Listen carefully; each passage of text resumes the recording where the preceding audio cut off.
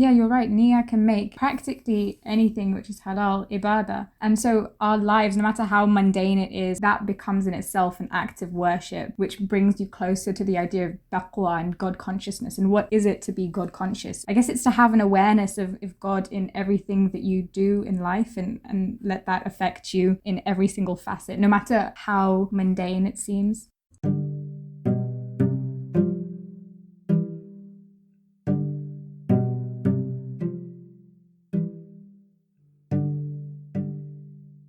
You're listening to The Little Podcast, the podcast where we reflect on different topics each week together.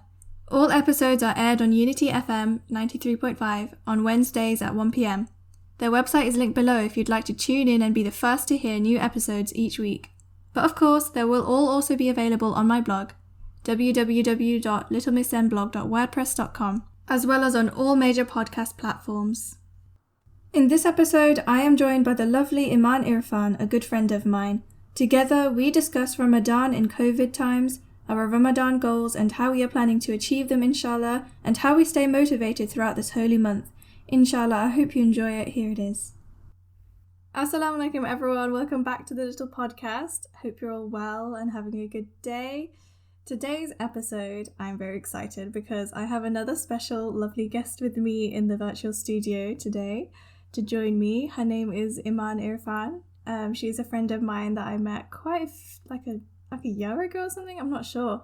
But we met through ISB Campus, which is an Islamic organisation, and I just thought, you know what, let's do an episode with Imaan because she's a wonderful person. But without further ado, Assalamu alaikum Imaan, how are you? Wa alaikum salam. I'm very well, thank you. Thank you for inviting me. Oh, thanks for coming. Zaina and I are both bloggers, so I think that's how we've kept in touch over the last year or so. Your blog is Ex Libris. Ex Libris, that's it. Yeah. How's that been going? Painfully inactive at the moment, but we'll get there. You're inspiring me. Oh, I've read your blog. It's amazing. I mean, it's the musings of a Cambridge hijabi. Am I right? That's the one. Yes. So how are you? Like, who are you? Introduce yourself. So I'm Imaan. I'm a first year student at University of Cambridge. I study English literature, and I'm very excited to be doing this today. Nice. Thanks for joining me. I'm so excited. And guys, the topic for today is Ramadan goals, because, okay, we're recording this in advance, but when you're listening to this, it's actually, Ramadan should have already started by now, InshaAllah. So, Ramadan Mubarak to everyone. Hope you're having a good Ramadan so far. But yeah, we're just going to talk about what our Ramadan goals are and what we want to achieve, how we're going to achieve it, our feelings about it this year. And especially with the pandemic and things, obviously it's going to be a little bit different. So we're going to talk about that as well. So yeah, let's just start with, how do you feel about Ramadan this year? Are you excited? Are you ready? I am excited.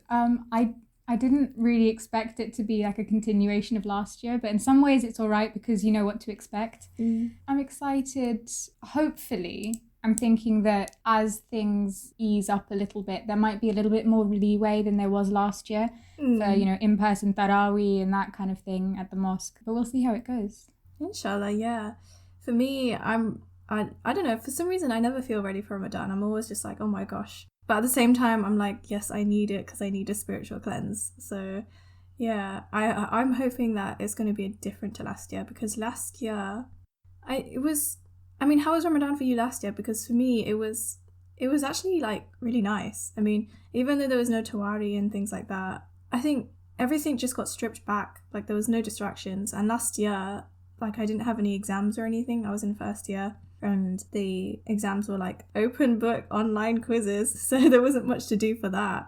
And every Ramadan before that, I've had exams or I've had revision. So like last year was the first time like I fully was able to focus and there wasn't too many distractions. And I'm hoping to continue that this year, even though it's going to be a little bit less COVID-y this year. I'm hoping there'll still be that kind of focus still there for me. But how was it for you last year? Yeah, actually, I was going to use the exact same phrase when you said stripped back, because I think the gut instinct at the beginning of last year was, oh my God, we're not going to be able to have iftars, we're not going to be able to meet people at the mosque. There's really not going to be that sense of community which we're so used to and that everybody kind of associates with Ramadan. but it ended up being so like a really pure version of it. There's no distractions, kind of just bringing that focus back to your personal relationship with God. So it was a challenging Ramadan. I think it didn't feel like there was that community support, but I think people find ways to get around it. You know, instead of praying Tarawih at the masjid, we'd pray as a family, and the cats would join us as well. Oh, cute. Or just small things like that. I spent some of the time in London as well, with my cousins, looking after them. So it was an intense time, I think, but also like a very deeply personal, that side of it I appreciated. That's wonderful. Yeah, I like the word intense. It's very intense, as in like that's what you wake up thinking about, if you know what I mean. But yeah, alhamdulillah, it was a good experience for both of us, and that's really good. So inshallah that continues this year. Yeah, I'm just really looking forward to it. Hopefully a bit more socializing.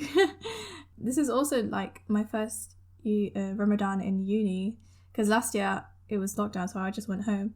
So this Ramadan for me is going to be different in the sense that I'm going to be in charge of my own spiritual needs, because I mean at home like it just happens normally because like all your family's doing it, so it's easy to do it.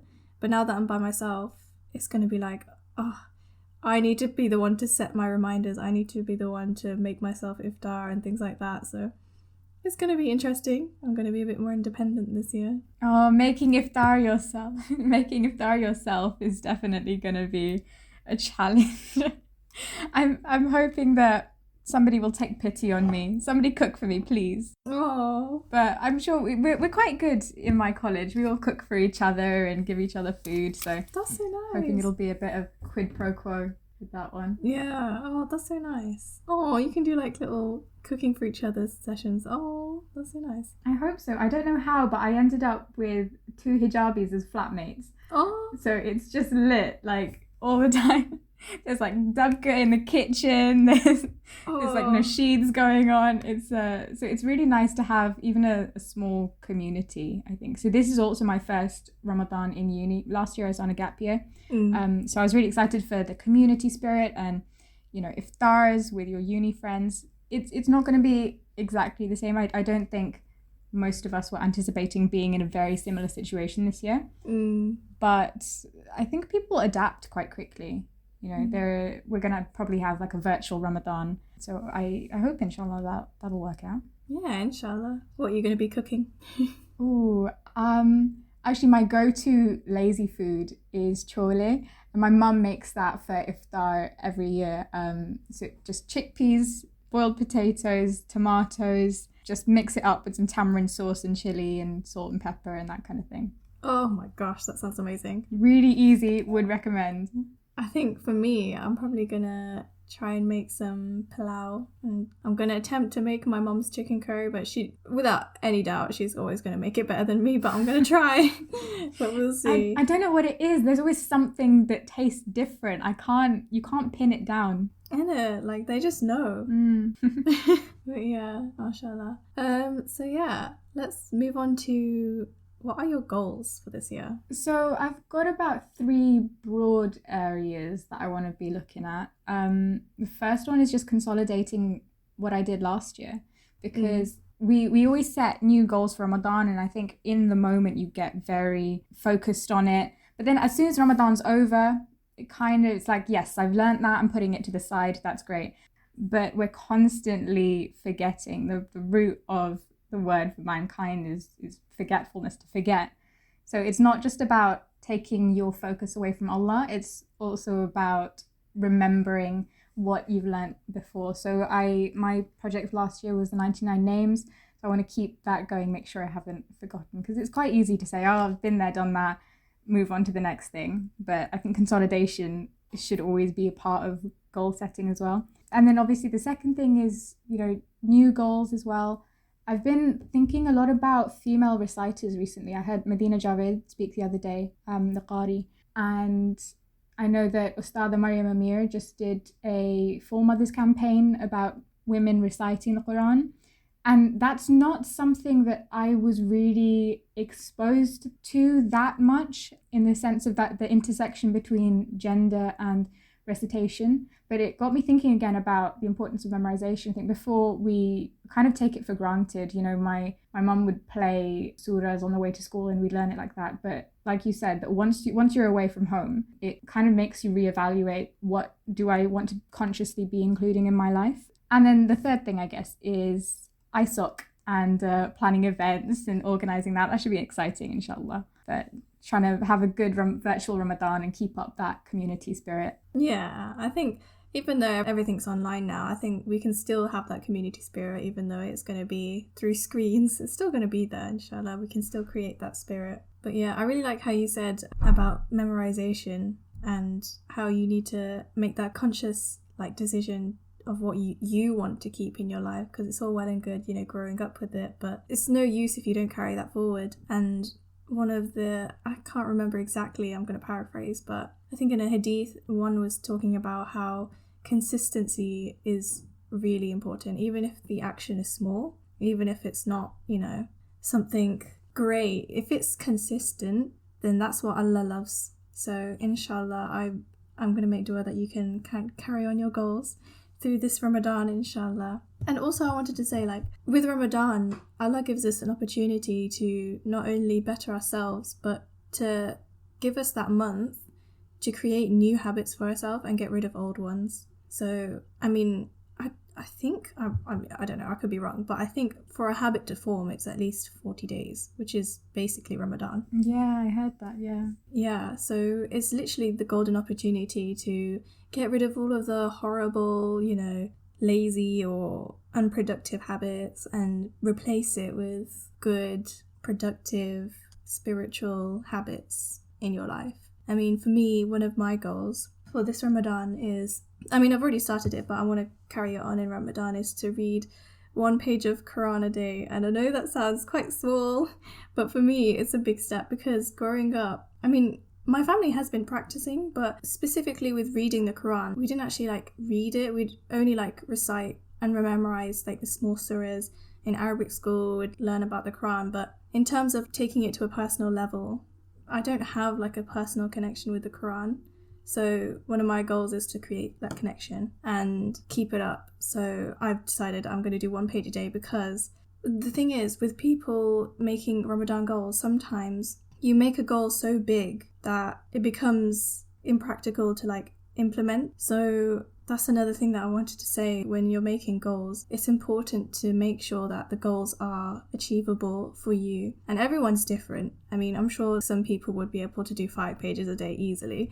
But for me, that's what I can manage. That's what is doable for me. So that's what I'm going to start with, inshallah. And hopefully I can take that forward. Exactly. Small but consistent. But that's really beautiful, because this is the month that the Quran was revealed, right? So it's the best time to form that connection, or to reform that connection, whatever it is, because another thing I've been thinking about is the Quran as something which is dynamic and living, and you can engage with it in a way that's active. And that's something that Medina Javed mentioned the other day as well, that when we recite and when we engage with it and when we memorize it, it's not just kind of static thing that you do. When you connect with what we believe is literally the words of our Creator, it's a whole relationship in itself.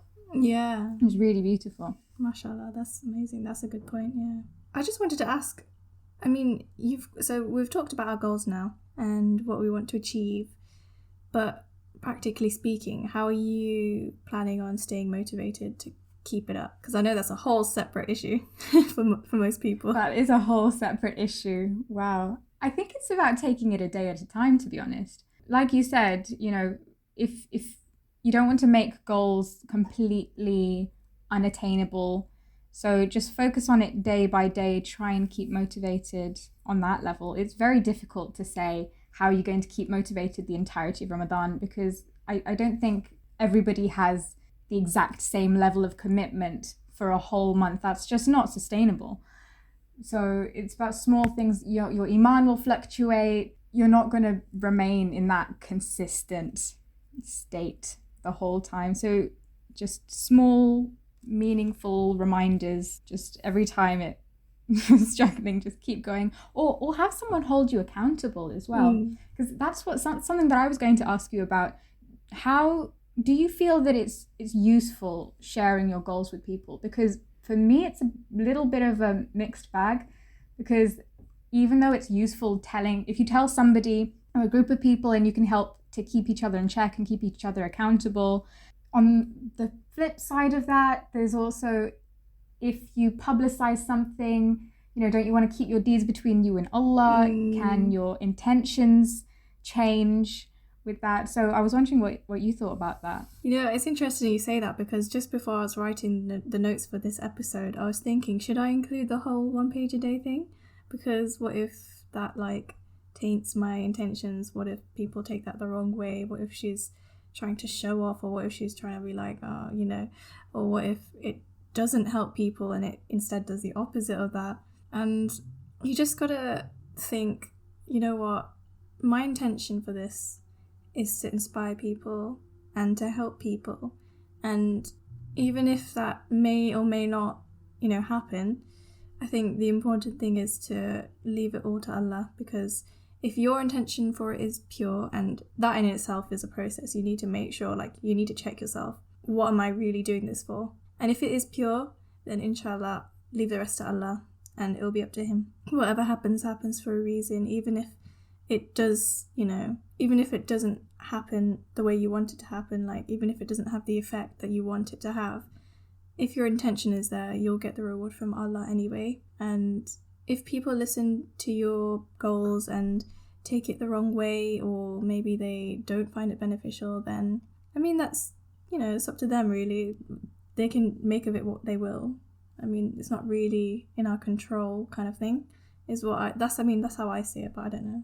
No, that's true. And it's true about checking yourself and intentions being something that you refresh, because, like your Iman, like your motivation, that's not something which is stagnant either. We're constantly in a state of change. So just, again, it all comes back to reminders, I think, that you might slip up at certain points, but the point of jihad and the point of that struggle against your nafs is to constantly reevaluate, what am I doing? Question, why am I doing something? What are my intentions? Yeah, and the whole concept of your iman and everything fluctuating in itself is something that people need to accept. I think I have touched on this before in previous episodes about accepting the fact that we are human and that we are designed to mess up. We are designed to make mistakes. We are made perfectly imperfect by Allah, and that's what we're on this earth to do. So I think we need to accept the fact that, our iman is going to go up and down. We are going to make mistakes. It's just about how we handle it and what we do with that, kind of thing. And then that goes back to the idea of insan being related to the root of to forget, because humans by nature, we're inherently forgetful. We just constantly need those reminders, and that's in the language itself. The whole nature of us praying 5 times a day is because we need that constant reminder 5 times a day. Allah is our Lord. We are His servants. We need that in our lives every day. So yeah, that's why it's there for us. That's why Ramadan is here for us every year. We need that continuity in our lives, and inshallah, it will benefit us and we will use it in the right way, inshallah. Another point that I was going to make is to do with one of my other goals, is to, and this is something that hopefully other people can implement as well, and I hope, I don't know if you have already, but it's to make normal everyday things, to change your intention, to make it into a spiritual thing, if that makes sense.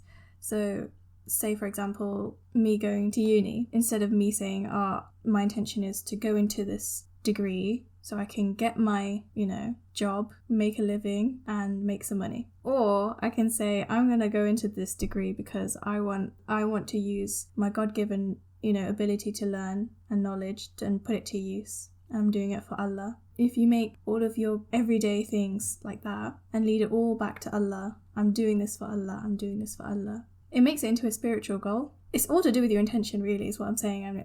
We've touched on it before, previously, just then, about intention and how important it is to reevaluate your intentions. So, that's one of my goals, is to just think about what I do every day and see if I can renew my intentions to make it spiritual. Because, you're right, Niyyah can make practically anything which is halal ibadah. And so our lives, no matter how mundane it is, or whether it's interacting with a stranger or, I don't know, with your family or whatever it is, that becomes in itself an act of worship, which brings you closer to the idea of taqwa and God consciousness. And what is it to be God conscious? Is it I guess it's to have an awareness of God in everything that you do in life, and let that affect you in every single facet, no matter how mundane it seems. Yeah, and just to remember that even if it does sound mundane, everything is from Allah. There is nothing but Him. So even if it's mundane, it still came from Allah. Everything came from Allah. And it's just a matter of remembering that. Yeah, my mum used to use this one to emotionally blackmail me into cleaning my room. It was like, if you clean your room, if you do it with the intention of obeying your mum, it's better. That's so true. Oh, that's clever. I like that. Smart lady. Mums, they always know what to say. I remember when I was little, when we didn't finish our food at the dinner table, my mum would be like, those last bits of food on your plate are going to go cry to Allah and ask him why didn't Zainab eat me? And I would just be like, oh no, and I'd start eating my vegetables. But yeah, it worked. That broccoli on Judgment Day is not going to be I mean, they said what they had to say. But yeah, I think we've made some really good points about, achieving goals. But there is also the side of, people who are out there who have also made their goals but are struggling to achieve them. Let's start from you. In previous Ramadans, have you struggled to achieve your goals? And if you have, then what have you done about it, if you know what I mean? To be perfectly honest, I've never been so much of a write down my goals, have a checklist kind of thing. It's more on a day-to-day basis, or have, broad overarching projects that I'm interested in, that I actively want to delve into. So that was one of the things for me, that Islam is so broad and covers anything under the sun. So any interest that I have, it's kind of similar to you saying that, anything mundane can be made into worship.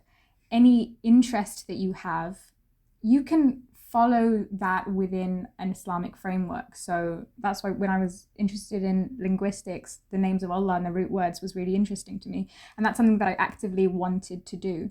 So that in itself motivated me, not because I had a checklist, and because that's not really how I work. I kind of know what I respond to and what I don't.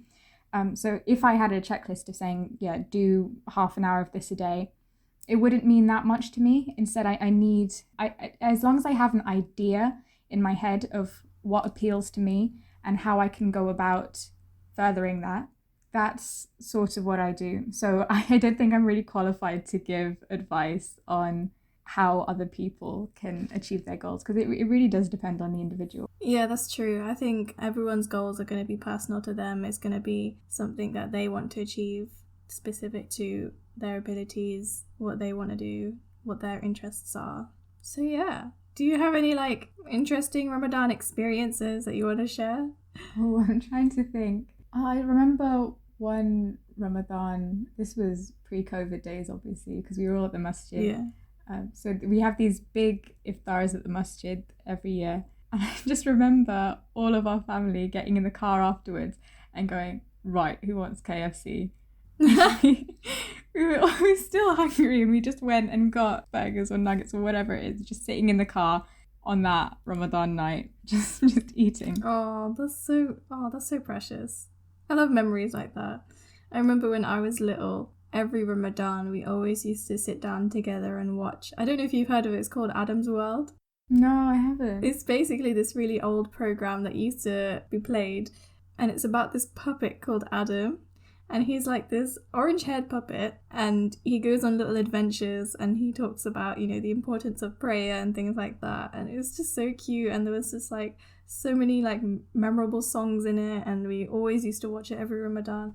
That's one of my favorite Ramadan memories, I think. Oh, that is so sweet. Because I think praying Tarawih together as a family was something that we'd never done before. And it was really nice. Both cats got involved. One of them is admittedly a little bit more pious than the other. Oh, mashallah. But they all consistently showed up very, very on theme, those cats. Oh, that's cute. But yeah, I think it's just really small moments that you remember. Because I've got really good memories of iftars at our house, and all the kids playing manhunt in the garden, and that was like an annual thing. But without those big gatherings, it's quite focused on you and your relationship with God and your family, and just really small moments. I always find that. Do you find that just before, like the time when you're sorry, I'm waffling. This is. do you find that the time when you're most spiritually awake is really late at night, or is there a particular time for you? Because a lot of the moments that I remember taking away from Ramadan that were really nice experiences for me last year was after the whole day had passed, and my cousins finally got to sleep at like 11 or whatever it is. I don't think kids have bedtimes nowadays. No, they really don't. But I need to rest and recharge, and have my alone time now, and just being there with some kind of project to get done or listening to something. I know Cambridge Muslim College did some really lovely live lectures then. So at 2 a.m. I'd be there with like midnight moments and Abdullah Rothman talking about the tasawwuf and the purification of the heart, and it was just a really nice, serene moment because it's happening when everybody else is asleep and it's just you. So it's small moments. Yeah, I think I find that as well, because for the past few Ramadans, I've always switched my routine. So I'm awake at night and I sleep during the day. So I think during the night, there's me doing my revision, or there's me doing my uni work, or listening to, like you said, YouTube videos or anything inspirational that I find on Instagram or whatever. I think, yeah, that's when I find me and my alone time. I really connect with Allah. And it's really special. I think that's what makes Ramadan special, because it's all like when everyone else is sleeping, all the Muslims are awake. Yeah, exactly. Oh, I love the feeling of texting all your friends at Fajr time. Oh my gosh. It's you know that everybody is on Instagram at that time, or they're all online on WhatsApp, and you can just have a chat or just talk the entire night because everybody is in the same messed up sleep schedule as you. Yeah, literally. It's like a community thing. It's like everyone's on the same page. It makes you feel like you're not alone and you've got everyone with you. Yeah. You're experiencing it all together. So that's true, actually. Even in the digital age and pandemic, we still find ways, don't we? Yeah. Do you have any recommendations? Like, what do you usually listen to or watch that's inspirational for you? Need a minute to think about this one. Can I recommend someone? Go for it. I listened to this amazing YouTube series called Honest Tea Talk. I've talked about it so much in like previous episodes, but it's just so amazing. It's on YouTube. It's these three lovely sisters who sit down and they talk about really deep topics together, and it's so like it's just 30-minute episodes of just pure amazingness. So I've been listening to that a lot, so I'd recommend people listen to that. I will check that out. The reciter that I really love, I stumbled across on YouTube, is Omar Hisham Al-Arabi, and his recitations are so gorgeous. Oh my gosh, I love him. Right? Just mashallah, beautiful. So amazing. So that was another thing about the recitations, is that they're so gorgeous and they really touch your heart. But looking at it within the context of, female reciters and, the beautification of reciting Quran with your voice, that really appeals to me, I think. Do you know any good female reciters? Well, because I don't think I've listened to any, to be honest. Yeah, so you generally don't see them on like Muslim Pro or apps like that. So obviously there's Medina Javed, who she's Scottish. She's probably the most well-known one in the UK. But also Ustada Maryam Amir did a whole series. So also if you look at #female reciters, that should be there. #4mothers campaign. Lots of reciters across the world are sharing their recitations there. And on SoundCloud, I think there's a Qari who's released the entirety of the Quran called Maryam Ulfa. And I find it a lot easier to imitate women when they're reciting. So, I found... Yeah, that makes sense, because you are a woman. Yeah. So I found myself learning from this 6-year-old on YouTube, just because there's such a scarcity of women who are visible. So that's something which is quite useful. But it's so silly when you've got me at my big age looking at a 6-year-old. You can learn from anyone. It's true. Age. It's true. Need to get over that pride. But no, mashallah, she was very talented 6-year-old. Oh, mashallah. But it's also nice having women that you can look up to and try and imitate. It's kind of sad that they're not more well known, because I've always only ever listened to male recitation. Yeah, but inshallah, It's interesting. with time. And Look out there. in certain countries like Bosnia, Malaysia, it's a very big thing. Oh, wow. But I guess cultural attitudes differ. So we're coming towards the end of the episode now. At the end of each episode, I like to do this thing where we say our final thoughts about what we want our listeners to reflect on the most. So for me, I'd want my listeners to reflect on, what are your intentions? Are you renewing them? Are they pure intentions? Are they for Allah? Do you think they're going to be beneficial to you? And I think once you've answered all those questions, you can't really go wrong. So inshallah, that's what I want my listeners to reflect on the most. But what about you? Having considered everything that we've discussed today. I think I'd say that anything can be an act of ibadah. Your life, it's the small, consistent deeds, even if they're not overtly, you'd associate them with religion. It's literally anything can be ibadah if you remain in that state of God consciousness and you're remembering through your actions. So nothing is mundane. Our whole lives are just one act of worship, and it could be anything, like things that you don't even notice at a certain point. If you're wearing hijab in Ramadan, having that piece of cloth on your head with the right intention, that's ibadah. Helping your family out, that's ibadah. Cleaning your room, thank you on me, that could be ibadah. That's a kind of ibadah I'm kind of slipping on at the moment, but we'll get there. You better get on it before your mom catches you. Yeah, mashallah, that's a really big thing to reflect on. And I think, inshallah, I'm hoping that this episode helps everyone to reflect on their Ramadan goals and their intentions. Inshallah, it helps people and benefits people. That's my intention with this podcast anyway. And I hope it is Imaan's as well.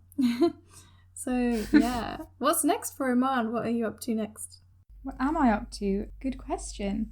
So my term's just finished, so I'm going to go back. I also need to get on planning some ISOC events. Nice. Because the committee at the moment, having a meeting soon, need to bring it all together, because I really hope that it is a fulfilling Ramadan despite the challenges. So looking forward to facilitating that. Yeah, inshallah. I'm going to make dua that it is fulfilling for everyone, for Imaan, for everyone listening. Inshallah, we're going to have an amazing Ramadan.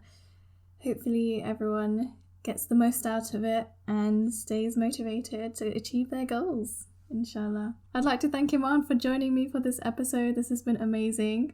If you want to go follow her blog, it's xlibris.blog. xlibris.blog, that's it. Follow her up, please, because she's amazing. And inshallah, you're going to be seeing her again on this podcast for sure. Inshallah. Oh, but no, thank you so much. Thank you so much for having me. It was really lovely. Yeah, this has been really nice. So inshallah, thanks guys for listening, and I'll see you in the next one. Assalamu alaikum. Assalamu alaikum.